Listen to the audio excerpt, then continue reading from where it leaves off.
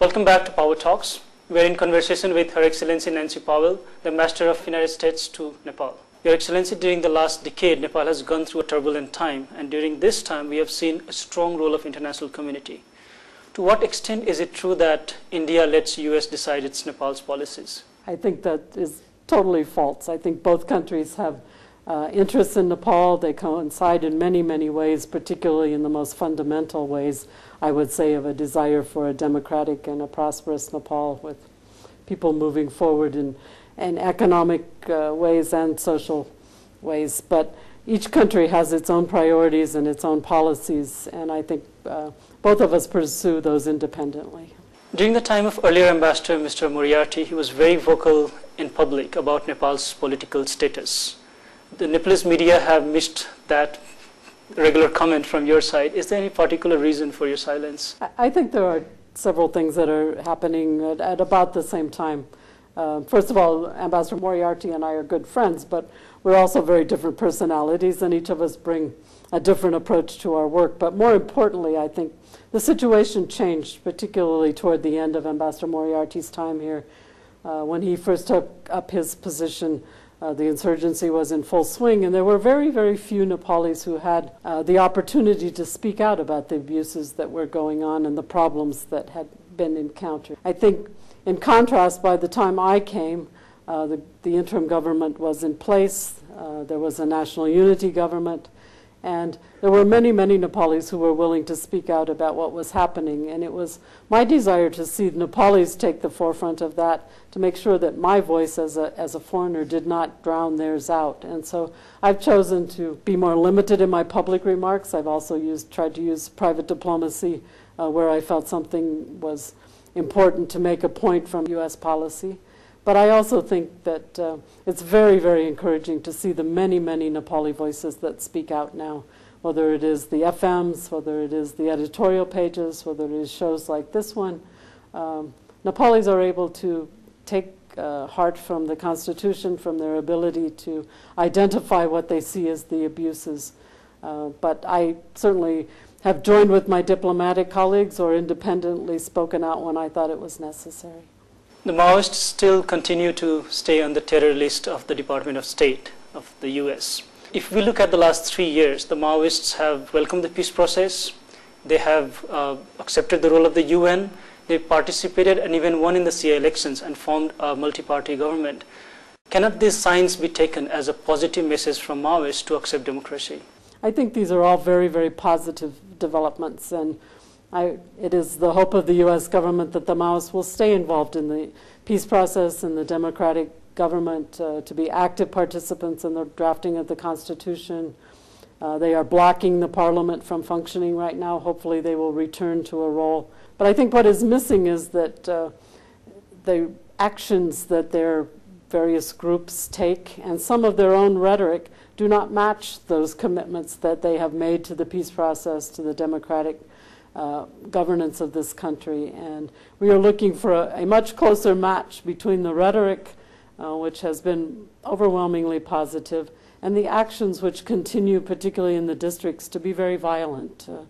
There was an incident just recently involving a school teacher who was very, very seriously injured. She's now in India getting treatment, but the YCL had targeted her without any judicial proceedings, without any explanation of what their concerns were, without any resort to the police or to the judicial system. And those are the kinds of actions that we see over and over again that negate some of the very positive rhetoric that has come from the Maoist leaders. During the 8-month Maoist government, US still continued to support the development aid and provided visas to students and workers who wanted to go to America. How do we take that gesture? Is it like acceptance of Maoist leadership? There was no question on the U.S. acceptance of the Maoist leadership. The Nepali people had spoken in what was a free and fair election judged by the international community, more importantly by the Nepalis.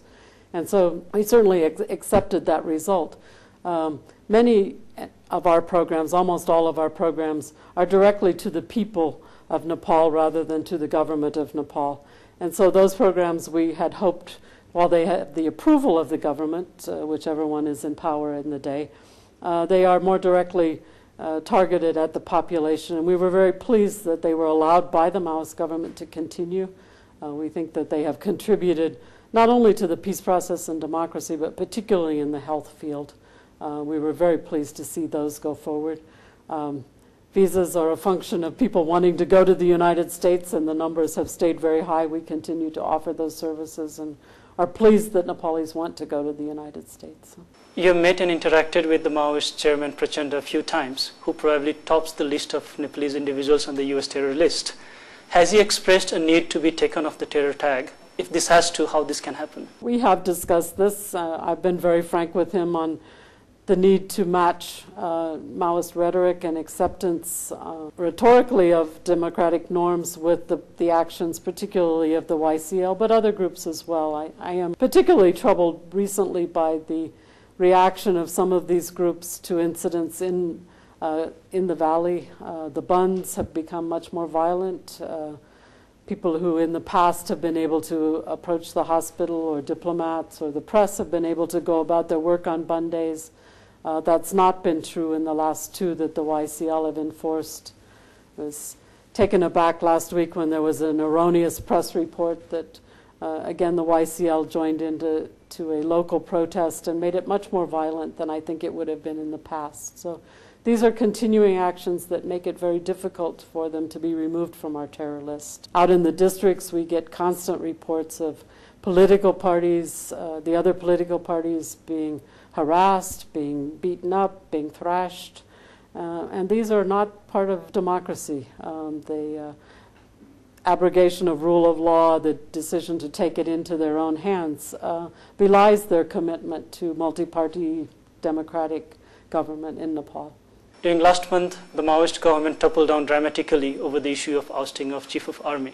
How have you looked at this political shift and the formation of the new government? Obviously, these are norms that happen in any parliamentary system. The government can fall when it fails to have it either resigns or fails to be able to show that it has a vote of confidence among the parliament. So those are normal things that happen in a democracy that has the Westminster system. It's not the American system, so we always have a little trouble understanding exactly what's happening. But I think the main concern is to get a government that is functioning.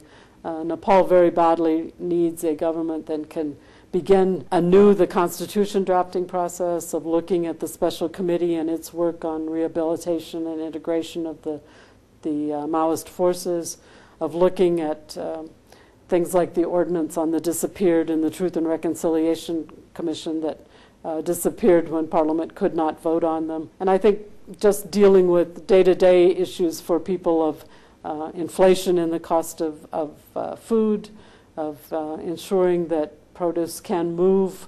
The recent press report on 500 Bunds in the last 6 months is an example of the need for all of the parties to come together to decide how protests and disagreements are going to be handled that don't completely disrupt the average Nepali's ability to earn a livelihood, to be able to put food on their table and get to and from their job. And I think these are all concerns that as long as the new government is not completely functioning, as long as the parliament is not able to meet and to debate, the budget is coming up soon and needs to meet. And so these are our concerns over this period after a change in government. Now that the Maoists are in the opposition, they have publicly threatened to resort to violence and resume civil war. Do you take these comments just as a political speech, or is it serious this time? It's certainly troubling to see this, even if it is a political speech, that this is a tactic that they feel they need to use with their own members to keep them motivated. One would hope that they would be looking at much more positive developments, and I think it's, again, a match of actions and the other rhetoric of support for democracy that is of concern to us, that I think all Nepalis, certainly all of Nepal's friends, hope that there will not be a resort to violence. You went through 10 years of sheer horror, and no one wants to see a return to that. And so finding ways to make sure that people accept democratic norms and they act according to those norms, I think is very, very important for all the parties. After the democratic restoration in April 2006,